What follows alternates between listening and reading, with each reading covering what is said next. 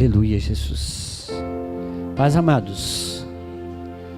Que essa paz gloriosa possa preencher vossos corações, abundar sobre as vossas vidas, transformando todo e qualquer tempestade que em nossa mente, em nosso coração possa haver, possa ser transformada em bonança por essa paz que o Senhor nos concede. Amém? Vamos fazer a leitura da palavra do Senhor em Tiago capítulo 2, verso 1. Tiago, capítulo de número 2, verso 1. A nossa exposição da carta de Tiago, chegamos no capítulo 2. Hoje a temática é sobre acepção de pessoas, né? Não precisamos ficar colocando outros temas, a não ser aqueles que a própria palavra de Deus já está apresentando aí, né? Tiago capítulo 2, algumas bíblias vai tratar justamente disso, né? Em cima aí no capítulo já vai falar sobre acepção no título, não é? Eu acredito que, o irmão também, tem uns 2 irmãos, 3 irmãos aí já confirmaram, né? Que assim está escrito lá, né? 4, ó, tá vendo? Então a gente não precisa ficar fazendo outra, né? Eu acredito que a Sociedade Bíblica do Brasil acertou, né? Colocar esse título, não é verdade? Então a gente não precisa ficar colocando outro mais bonitinho, né? Só para chamar a atenção às vezes. Mas vamos lá. Tiago no capítulo 2, versículo 1. Eu quero ler apenas o versículo 1 agora. E eu peço aos amados desde agora que deixem suas Bíblias abertas. Nós pretendemos caminhar aqui no capítulo de número 2. Assim diz a palavra do Senhor: caros irmãos, como crentes em nosso glorioso Senhor Jesus Cristo, não façais acepção de pessoas, tratando-as com preconceito ou parcialidade. Amém? Vamos falar com Deus. Soberano Deus, poderoso Pai, o quão maravilhoso é estar, meu Pai, mais uma vez, de posse da sua palavra, para transmitir a sua igreja. Deus amado, que o Senhor esteja comunicando a tua verdade, o teu ensino, a todos os nossos queridos aqui presentes, aqueles, meu Deus, que estarão ouvindo através da Rádio da Promessa, também, meu Deus, será postado ali, Pai, se tudo der certo, lá, Senhor, no YouTube, que também seja sinal de bênção, ó Pai, para aqueles que ali acessarem, assistirem, no nome de Cristo Jesus. Meu Deus, mas agora, neste momento, nós estamos aqui, Pai, como dizem, ao vivo e a cores, precisamos do seu mover agora aqui, Pai, em nossos corações neste momento. Nós lhe pedimos, ó Deus, encarecidamente, no nome de Cristo, que a tua mão graciosa se manifeste sobre este lugar, sobre estas vidas, no nome de Jesus. Cumpra, meu Deus, o seu querer sobre estas vidas, sobre a minha vida, meu Pai, no nome de Jesus. Amém. Amém, Jesus. Graças a Deus. Os amados podem tomar vossos assentos. Acepção de pessoas, né? Quando se fala de assunto como esse, que é um assunto não muito saboroso, não é um assunto muito saboroso. Se falar de acepção, geralmente o crente gosta de falar disso quando está acusando alguém. Sabe quando alguém fez uma atrapalhada, você vira para o outro: rapaz, você está errado, cara. Você está fazendo acepção. Você está escolhendo aí, fazendo, né? Você está escolhendo esse e deixando aquele, ou escolhendo aquele e deixando este. Você está sendo parcial. Então, em geral, a gente tem conhecimento do que será dito aqui. Não é muita novidade para nenhum de nós. O desafio que Tiago implementa para a igreja daquela época é a mesma para nós. É viver, né? É viver. Então, encerramos o capítulo 1 dizendo que não adianta saber ou conhecer, senão viver. Foi o nosso encerramento no capítulo 1. E nessa mesma caminhada, Tiago vem revelar uma coisa que estava acontecendo em meio à igreja que era alvo de sua carta, a igreja dispersa, né? As 12 tribos que ali ele menciona. Então ele revela algo que estava acontecendo em meio àquela igreja, com aqueles irmãos. Uma questão muito importante e de frisar aqui é que a palavra de Deus, ela não esconde o pecado, ela revela o pecado, ela denuncia o pecado, mas ela não tem a intenção de destruir o pecador, mas de resgatar o pecador. Ela revela o pecado para tratar o pecador. Como nós temos uma determinada dor ou um incômodo, mas apenas a sentimos, não sabemos como resolver. Vamos ao médico, o médico faz o quê? Faz alguns exames, quando é um bom médico, né? Pede alguns exames, faz ali, vamos dizer assim, algumas acariações, e ele pode acertadamente dar uma medicação que vai resolver o problema da dor, sanando o problema que gera a dor. A dor, ele é um sinal de algo que está errado, não é verdade? A febre é um sinal de algo que está errado no organismo. Então, quando a palavra de Deus vem e demonstra que havia acepção de pessoas, é um sinal de que havia erros também naqueles dias para com aquela igreja. Então, Tiago vem e chama, como nós já dissemos outrora, chama os irmãos à coerência. Sempre vai ter essa chamada por coerência. Como o nosso querido Hernandes afirmou, um dos capítulos de grande importância na Bíblia, no Novo Testamento, é justamente o capítulo 2 da carta de Tiago. É muito importante. Nós vamos citar uma parte apenas aqui. Creio que na próxima nós já vamos caminhar um pouco mais e vamos mostrar o porquê que ele disse isso, né? Que o alvo dele estava um pouco mais lá à frente, um pouco mais já para o final do capítulo 2 de Tiago. Amém? Feitas essas ponderações, como que nós podemos olhar para uma afirmativa como essa? Caros irmãos, como crentes em nosso glorioso Senhor Jesus Cristo, não façais acepção de pessoas tratando-as com preconceito ou parcialidade. Vamos seguir a leitura? Vamos fazer a leitura, onde diz o seguinte: se, por assim dizer, entrar na vossa sinagoga algum homem com anéis de ouro nos dedos, trajando roupas caras, e ao mesmo tempo entrar uma pessoa pobre, vestindo roupas velhas e sujas, e tratardes com atenção especial ao homem bem trajado, e o honrardes, dizendo: eis aqui um lugar digno da sua pessoa. Assenta, pois, disserdes ao pobre: tu podes ficar ali em pé, ou assenta-te no chão, próximo ao estrado onde ponho os meus pés. Não fizestes discriminação preconceituosa e vos tornastes como juízes que usam critérios perversos? Ouve, meus amados irmãos, não escolheu Deus os que para o mundo são pobres, para serem ricos em fé e herdeiros do reino que ele prometeu aos que o amam? Até aqui a nossa leitura, porque nós vamos contextualizar e precisamos. Tiago, ele meio que já autoexplica a situação. Ele já está explicando, porque o verdadeiro cristão, ele não apenas ouve, conhece, mas ele vive a palavra de Deus. O verdadeiro cristão, o cristão maduro, ele não apenas retém conhecimento e fala acerca da sua fé, mas ele a demonstra através de suas ações. E uma coisa muito importante, que o crente maduro, ele não vai se deixar dobrar por essa circunstância de aparência de bens, mas terá uma visão um pouco mais aprofundada, com um conceito mais cristocêntrico. Afinal de contas, podemos já agora afirmar, porque ele está dizendo: não tendes a vossa fé no glorioso Senhor Jesus Cristo. Ele está apresentando o senhorio de Jesus. Quem era Jesus? Como ele tratava? Se estivesse diante dele alguém, como diz provavelmente, talvez na sua tradução vai falar andrajoso, né? Alguém ali que está com vestes bastante velhas, esfarrapadas, talvez até sujo, e um outro que estava muito bem vestido, com vestes talares, né? Com mangas longas, com anéis de ouro, ou seja, com todo aquela questão que chama a atenção, né? E aí, como é que Jesus lidaria com essa circunstância?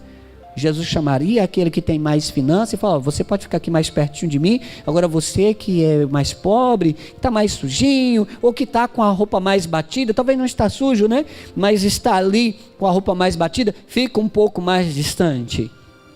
Será que era assim que o nosso Senhor Jesus Cristo agia para com as pessoas à sua volta? Isso é muito importante, querido, nós olharmos para Cristo, porque o exemplo que ele chama é Jesus. No versículo 1, a quem ele está mostrando? A fé em quem? Veja que eu creio porque eu sigo o Senhor, porque eu sou imitador.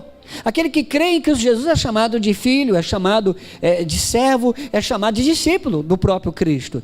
E se nós somos qualquer uma destas 3 questões que colocamos aqui, por que não imitar o nosso Senhor, ou no mínimo obedecer a sua ordem? Por que não fazê-lo? Então Tiago chama eles e diz: olha, vocês, vamos colocar como se fosse hoje, vocês têm conhecimento acerca destas coisas, vocês sabem que não pode ser assim, mas se vocês assim procedem, um teste, né, para a igreja, ele faz ali um desenho muito útil. Se entrar no vosso culto, na igreja, uma pessoa de renome e de grande importância, vamos colocar aqui em Taquarussu, e depois entrar logo em seguida, após 5 minutos depois, alguém que é desconhecido totalmente, trabalhador sim, na nossa sociedade, dentro do templo, como será a atenção das pessoas referente a essas 2 pessoas que revelam 2 categorias na sociedade comum? E aí? Como será a nossa atuação? Como será a ação do pastor, do diácono, do ministério de recepção na igreja, né? Como será? Será que não? Você vai sentar ali e tal. Se, dependendo da importância, será que nós vamos nos assemelhar aos fariseus daquela época que queriam, né, que competiam por certo status, que Jesus condenava sempre e veementemente? Será que vamos nos assemelhar a eles e ficar nos cantos da praça com certas questões? Será que nós vamos assemelhar a eles e dar mais importância ao que tem mais, ou que aparentemente pode mais? Ou vamos fazer como Cristo? Será que vamos fazer como aquelas pessoas na sinagoga, que até mesmo na hora de ofertar, davam uma de baseada àqueles que assim podiam, para que pudessem comprar um certo status? Porque segundo alguns historiadores afirmam, que aquele que dava a maior oferta no dia, era colocado em uma cadeira especial, próximo ao sumo sacerdote. E era dito em alto bom som: hoje se a sua mercê da parte de Deus para com a igreja, porque fulano de tal assim o fez.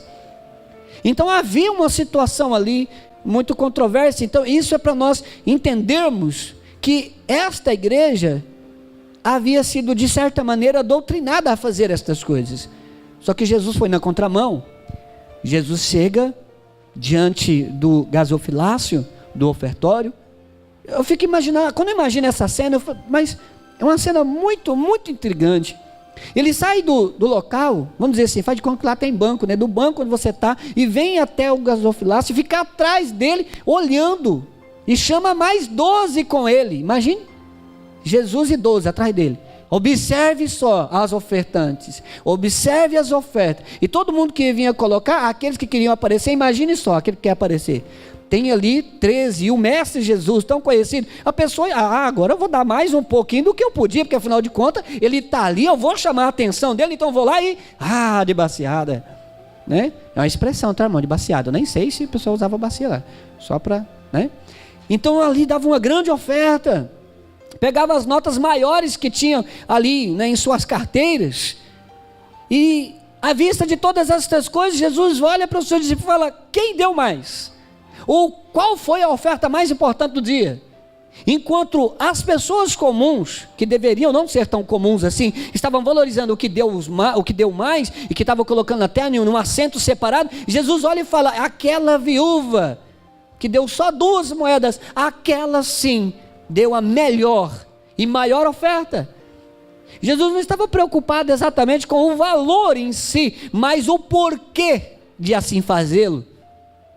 Imagina a gratidão, a imensidão da gratidão no coração daquela viúva.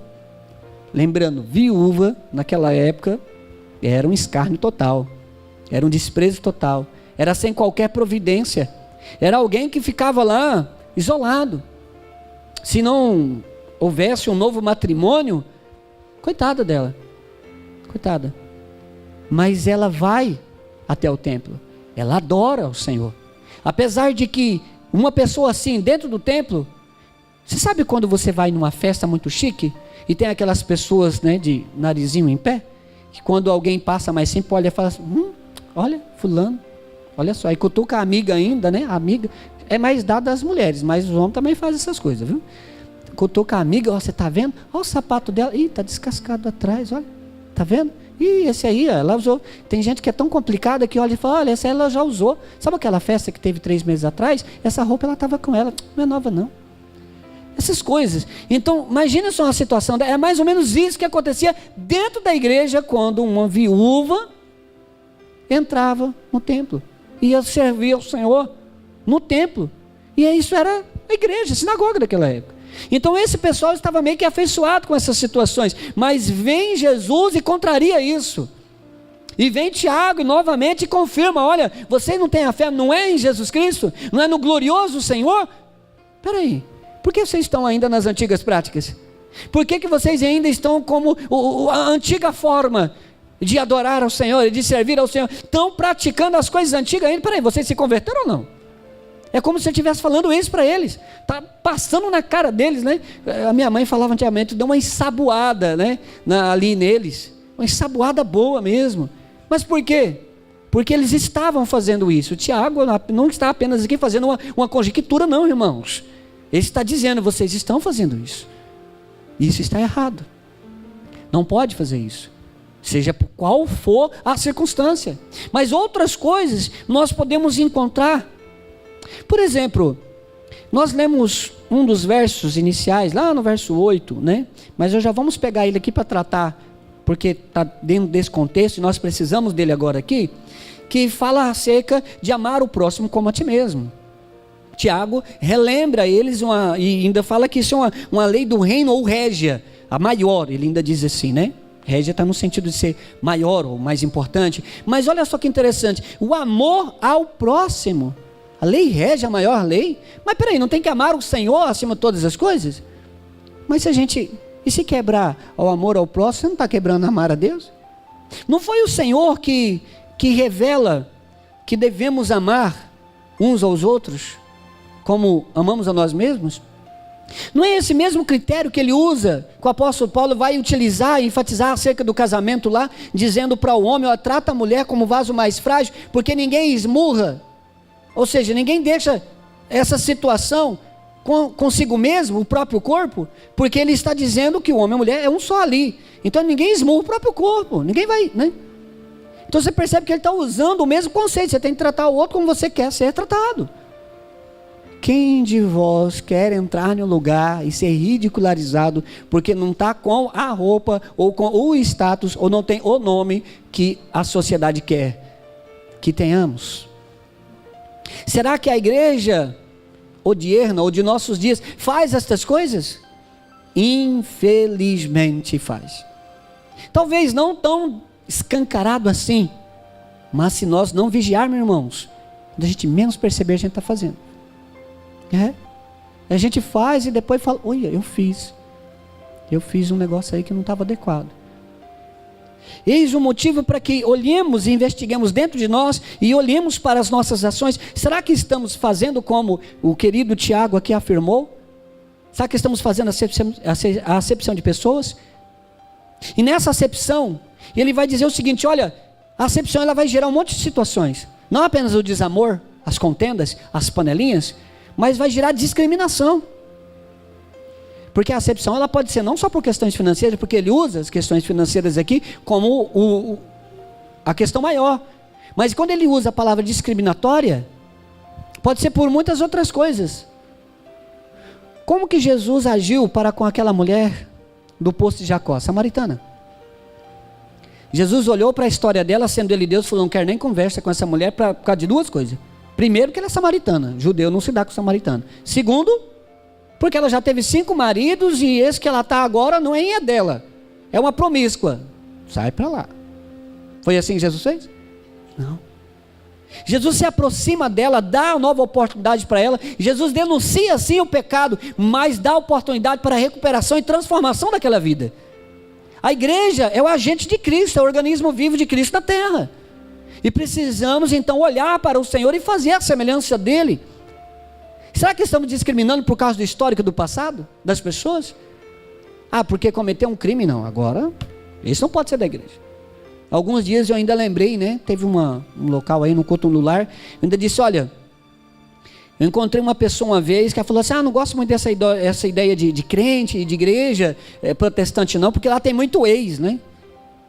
Aí na hora eu falei assim, como assim ex?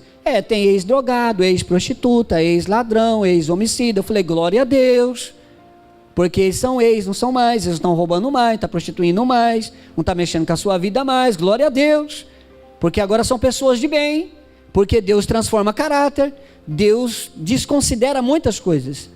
Deus desconsidera o histórico passado, Deus desconsidera o olhar social que nós temos, vou colocar nós, porque nós temos, querendo ou não, a gente acaba uma hora ou outra meio que deslizando, nós temos. Ele desconsidera a aparência. É verdade. Isso é uma notícia muito boa para mim, né? Não é verdade?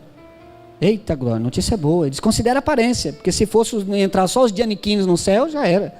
Não é não? Ia sobrar pouco, não era não? Então os irmãos ficou todo contente. Eu dei um sorriso, opa, também vou, glória a Deus. Pode dar um glória a Deus, hein, irmão? Porque Jesus não fica olhando para a aparência não. Você, irmã, às vezes você se sente mais feiozinha, não se preocupe com isso não, isso aí é temporário. Jesus vai dar um jeito nisso. Jesus vai dar um jeito. Ah, sabe aquela celulite? Não se preocupe não. Celulite não entra no céu. Vocês gostaram da notícia? Olha, adorei, irmã, adorei.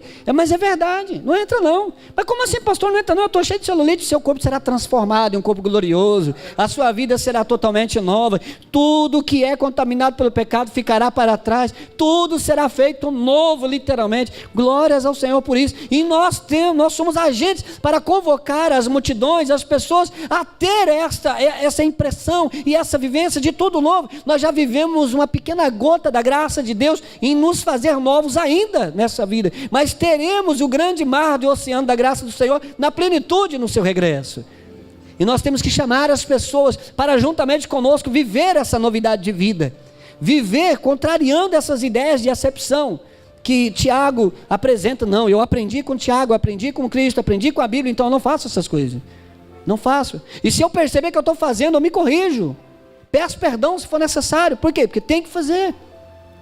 Tem que fazer as questões, tem que acontecer segundo a graça e a misericórdia desse Deus maravilhoso. Na sequência, queridos, eu quero pegar aqui o verso 5, porque nós falamos algumas questões bastante importantes, e no verso 5 nós temos o texto que nós já lemos, mas vamos ler novamente. Ouve, meus amados irmãos, não escolheu Deus os que para o mundo são pobres, para serem ricos em fé e herdeiros do reino que ele prometeu aos que o amam. Eu quero pegar esse texto aqui e falar novamente da questão do critério de salvação. Quais são os critérios de Deus para a salvação? Quais são? Nós já falamos de algumas coisas que ele não vai levar em conta, ok? Você já sabe disso.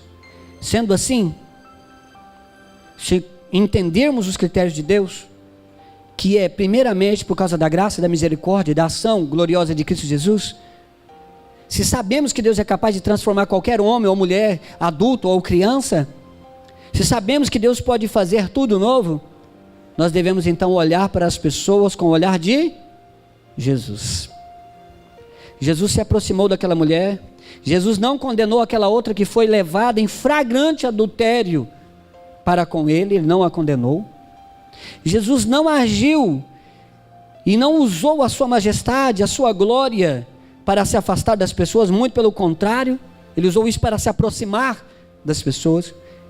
Jesus deixa o seu reino, a plenitude da sua glória, se torna uma criança, um bebê, a nossa semelhança, cresce, se torna um jovenzinho, adolescente, chega à idade adulta, a semelhança de qualquer um de nós. Tudo isso para que pudesse se aproximar ainda mais de nós. E nós devemos então nos aproximarmos mais do Senhor, olhando com os olhos de Jesus. Jesus olhou de que maneira para a sua vida? Como Jesus olhou para a sua vida? Para que pudesse te alcançar com graça, com misericórdia, para te salvar. Qual foi o critério que Jesus olhou para a sua vida? Qual era o mérito que você tinha, que você pode levantar a mão e dizer, olha, Jesus me salvou porque eu tenho isso de bom? Qual é ele? Qual é a grande obra que você fez, que conquistou o coração de Deus a ponto de Ele te dar a salvação? Qual é a situação? Nada. A resposta não é nada, é graça. O olhar de Cristo para nós é gracioso. A forma com que Deus nos escolhe para a salvação é graciosa. Então, esse versículo não está dizendo que o rico não vai entrar no reino. Não, não é isso que ele está dizendo. Ele está dizendo que ele não usa a questão financeira para classificar quem pode entrar no reino. O amor ao próximo, ele vai gerar algumas questões muito interessantes nesse olhar de Cristo. Porque o ódio e a acepção, ela gera prisão, aprisionamento. Mas o amor gera liberdade. O amor gera comunhão.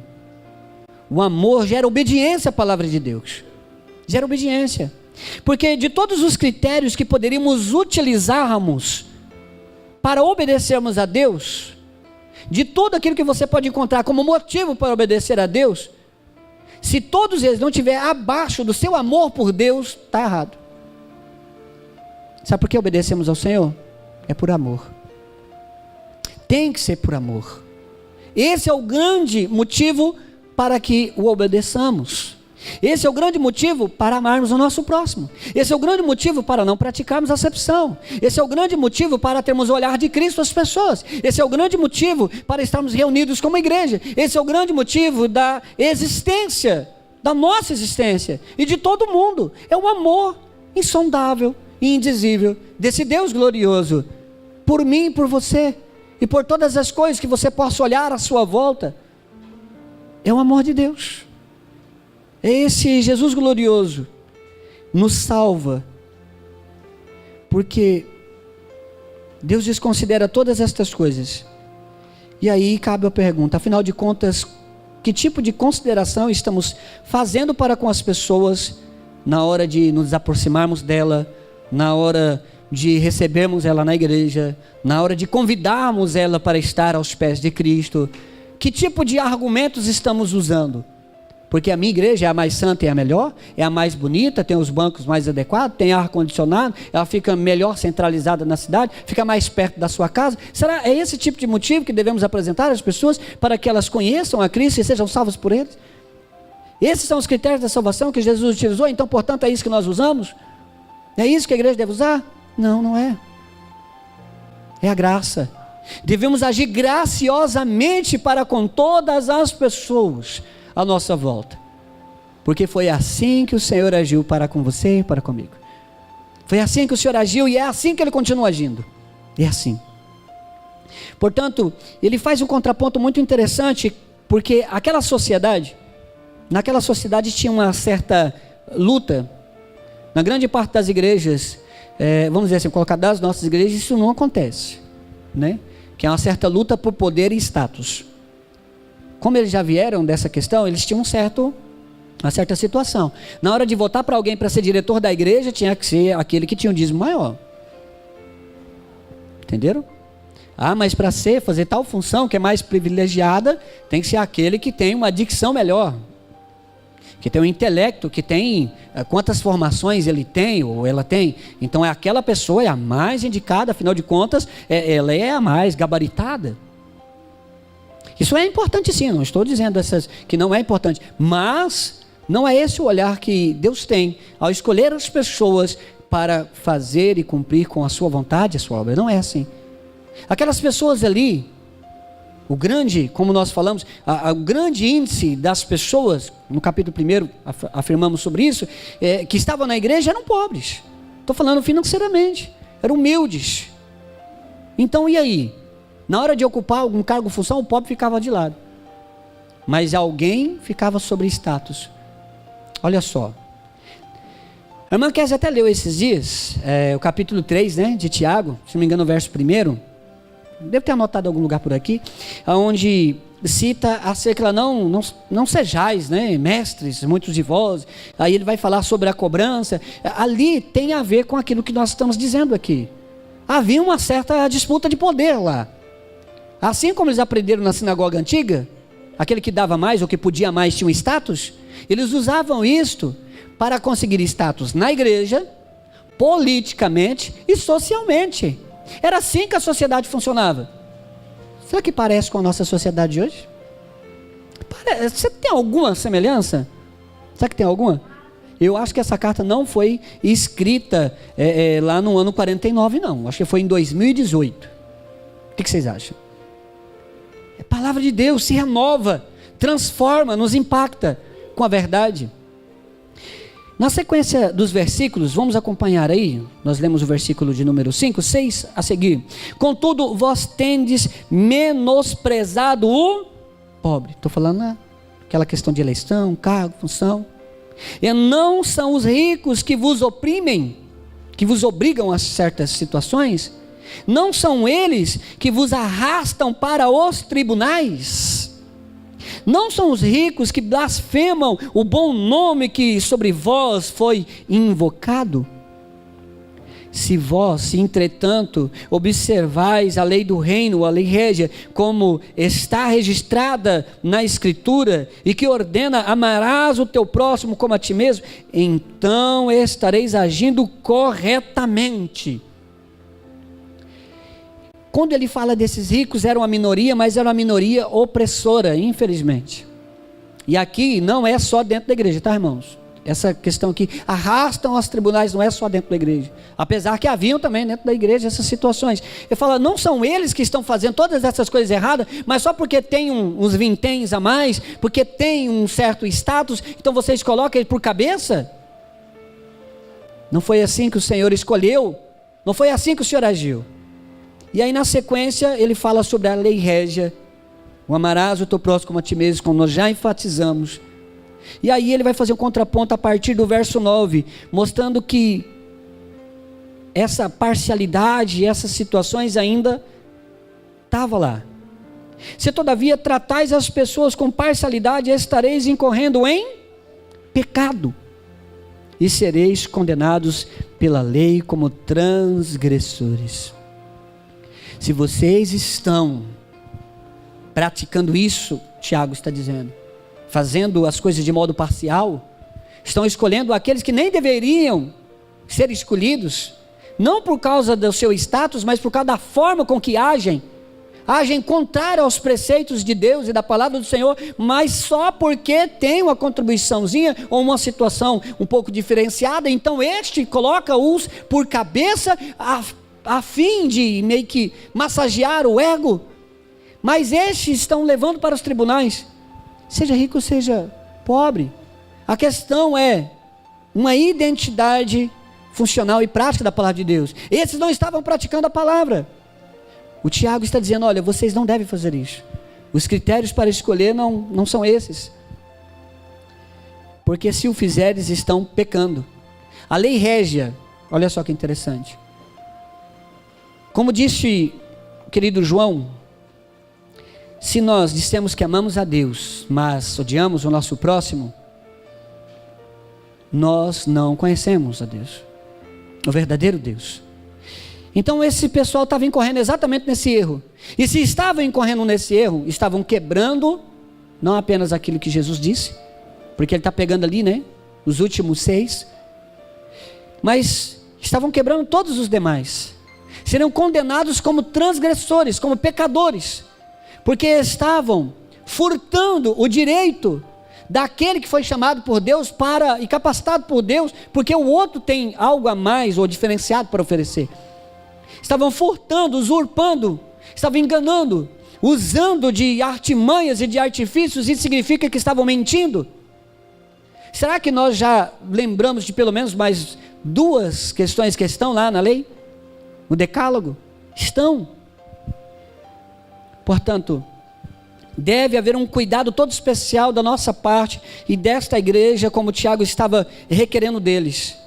Verso 10 a seguir: porquanto quem obedece a toda a lei, mas tropeça em apenas uma das suas ordenanças, torna-se culpado de quebrá-las integralmente, todas elas. Pois aquele que proclamou, não adulterarás, também ordenou, não matarás. Ora, se não adulteras, porém cometes assassinato, te tornastes da mesma forma transgressor da lei. Falai e procedei com todos, como quem haverá de ser julgado pela lei da liberdade, pois será exercido um juízo sem misericórdia sobre quem também não usou de compaixão. A graça triunfa sobre o juízo.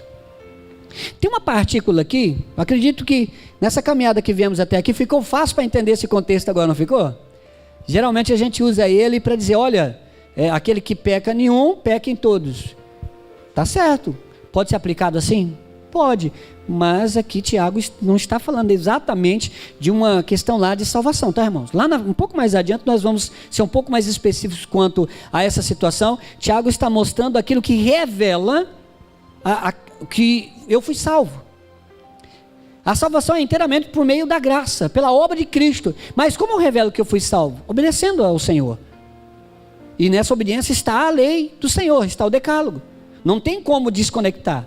Só que aqui, num contexto geral, Tiago está mostrando que a acepção de pessoas era semelhante a assassinar. Era a mesma coisa.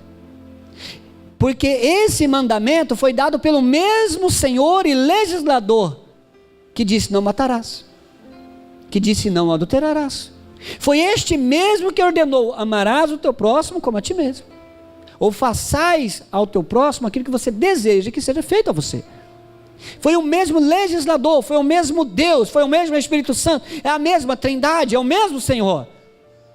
Então, portanto, se quebra qualquer um dos mandamentos do Senhor, quebra os demais, porque você está incorrendo em erro, em desobediência ao Senhor. Qualquer desobediência, até com relação ao próximo, você está e eu estaremos, então, desobedecendo o primeiro. Qual o primeiro? Não terás outros deuses diante de mim. Qualquer desobediência ao Senhor, você colocou aquilo, o objeto da sua desobediência, antes do seu Deus. Perceba o quão é grave a situação que Tiago está enfatizando para nós. É muito importante. Portanto, ele afirma, olha, aquele que disse não adulterarás, também ordenou não matarás. Se eu não adultero, mas eu cometo assassinato, quebrei todas elas. Ah, mas eu não fiz nenhuma dessas duas. Você conta aquela mentirinha de vez em quando? Escapole? O que você acha? Sabe que de vez em quando escapole a mentirinha? Quando depois você vai, no final do dia, você vai fazer aqui um backup, fala, nossa, eu falei um negócio que tinha nada a ver com a verdade. Eu fico procurando uma maneira de consertar aquilo. Você percebe? Mas lá no backup não está falando que também não é para mentir? Tá, né? Pronto, já é culpado de todos. Perceba que pela lei ninguém será salvo, mas será conduzido a como viver como salvo ou conduzido ao Salvador. Falai e procedei com todos como quem haverá de ser julgado pela lei da liberdade. Por que a lei da liberdade? O Senhor nos resgatou, o Senhor resgatou esta igreja. O Senhor fez uma diferença enorme, transformando-nos em nova criação, em nova criatura. Deu-nos outros motivos, deu-nos uma nova maneira de pensar, novos sentimentos e nos ordenou a prosseguir. E aí então, quando estamos prosseguindo, escolhemos a quem devemos pregar o Evangelho, a quem devemos ter como companheiro, a quem devemos então agregar à igreja como servos e irmãos em Cristo Jesus. Isto é pecado. Isso é pecado, irmãos. Agora pode dizer mais rasgadamente, porque ficou mais claro do que isso, não tem jeito. Tiago afirmou, isso é pecado. Isso é pecado, a semelhança de um assassinato ou qualquer outra situação. Se vocês foram libertos, não para fazer essas coisas, vocês foram libertos para servir, para adorar, para proclamar. Mas espera aí, eu tenho que amar o meu próximo, sim, como a si mesmo. Mas a pessoa está fazendo um monte de coisas erradas. Você não precisa amar e nem se compactuar com o erro. Mas você deve honrar ao Senhor, levando ajuda, ministerialmente falando, de Cristo, do amor a esta pessoa. Porque se ela está errada, se ela está caminhando para a destruição, leve o amor, apresente o amor de Cristo para aquela pessoa. O que Jesus fez com aquela mulher que chegou ali, do poço? Ele disse, não, tudo bem, o que você fez não é pecado. Não, Jesus, revelou o pecado dela. Mas Jesus falou, agora você não tem mais salvação? Não. Com amor, com carinho, com paciência, Jesus a conduziu a uma nova existência, pela fé nele. É assim que a igreja deve proceder, falar e proceder com todos, assim como o Senhor procedeu conosco. Assim como nós fomos resgatados e trazidos das trevas para a luz, sejamos instrumentos do Senhor para fazer o mesmo às outras pessoas, sem qualquer acepção. Mas ele está fedido, não importa. Tampa o narizinho um pouquinho. Mas está com um mau hálito terrível, não importa. Está entendendo? É sério, eu falei negócio de estar fedido, né? É uma questão muito interessante. Teve um homem, que ele entrava na igreja. Engraçado que ele achava... bem a hora que o pregador começava ou no final, ele sempre chegava nesses dois momentos. Ele era uma pessoa que bebia muito, ficava caído pelas ruas, fazia suas necessidades da própria roupa, e não tinha roupa para trocar, e quando tinha também trocava uma vez, era questão de horas, estava terrível de novo. Quando ele entrava no hall principal da igreja, no corredor, fazia assim, todo mundo ficava apaixonado pela parede, porque incendiava a igreja todinha. O cheiro, se é que pode chamar de cheiro, né? Aquele, como é que o pessoal fala, o fudum, né? Difícil. Só tinha pelo menos 3 pessoas que eu me lembro que quando ele chegava, ia lá, pegava na mão dele, dava boas-vindas, o pastor orava por ele. Tinha mais algumas pessoas ali, mas eram bem poucos. Para a glória de Deus, ele aconteceu isso muitas vezes. Ele foi internado às pressas, com coma alcoólico. Saiu, foi para a casa de um parente, ficou lá alguns tempos, mas ele não esqueceu do que a igreja fez por ele quando ele chegava aqui. Você acha que ele estava preocupado com quem corria dele? Ele já estava acostumado. Mas aquele que se aproximava dele, ele chorava. Ele chorava. Quando orava por ele, ele chorava. Ele dizia, eu quero ser outra pessoa, eu quero ser diferente, mas eu não consigo. Mas Deus mudou aquela vida. Ele não mora mais na mesma cidade, ele está em outro lugar, numa região maior, mas até onde eu tive notícia, transformou totalmente aquela vida. Aquele mau cheiro acabou, a feição mudou, tudo foi mudado. Porque houve pessoas corajosas para se aproximar daquele homem fedido, cagado, para pregar o evangelho e falar que Deus o amava, mesmo ele estando naquele estado. Foi transformada aquela vida. E às vezes a gente olha para as pessoas e fala, não sei. Jesus é capaz de transformar qualquer vida. Ele é capaz. Portanto, falai, procedei. Não vamos ficar julgando as questões de modo a fazer acepções. Porque se o fizermos, se não usarmos de graça, de compaixão, versículo 13. Pois será exercido um juízo sem misericórdia sobre quem também não usou de compaixão. É esse tipo de juízo que está sobre aqueles que não usam de compaixão, de misericórdia e de graça para com as pessoas. É assim. Mas o finalzinho do verso 13 traz grande alegria no nosso coração, que é por aí que devemos seguir. É aí que a igreja está caminhando e é aí que a igreja deve continuar. A graça triunfa sobre o juízo. Quando distribuímos a graça que o Senhor deu a nós, a todos aqueles que estão à nossa volta, aqueles que erram, aqueles que acertam, aqueles que são mais bonitinhos, aqueles que são mais feinhos, aquele que tem mais questões financeiras, aquele que tem menos, e todas as outras situações que você possa imaginar ou avaliar, quando é distribuído integralmente a graça, a misericórdia, o amor e a verdade do evangelho a essas pessoas, a graça triunfa sobre o juízo. Porque se vir juízo sobre nós, já era. Mas se a graça permanecer sobre nós, estaremos para sempre com esse Deus maravilhoso. Amados, não incorramos no mesmo erro. Não pratiquemos acepção. De todas as maneiras que você possa imaginar. Tem muitos outros detalhes, mas eu quero encerrar renovando o que fora dito agora há pouco, dizendo que a graça que devemos distribuir só será distribuída em amor, por causa do amor, porque o amor vai nos aproximar das pessoas e também nos aproximar de Deus. O amor vai nos tirar das cadeias e nos levar para a liberdade. O amor vai nos capacitar não apenas à obediência, mas a enxergar com os olhos do próprio Cristo. O amor, ele vai nos fazer de fato novas criaturas. E tudo que se tem notícia acerca de Cristo, viveremos e gloriaremos-nos com grande alegria no Senhor. E em nossas vidas e através de nós, Cristo será revelado.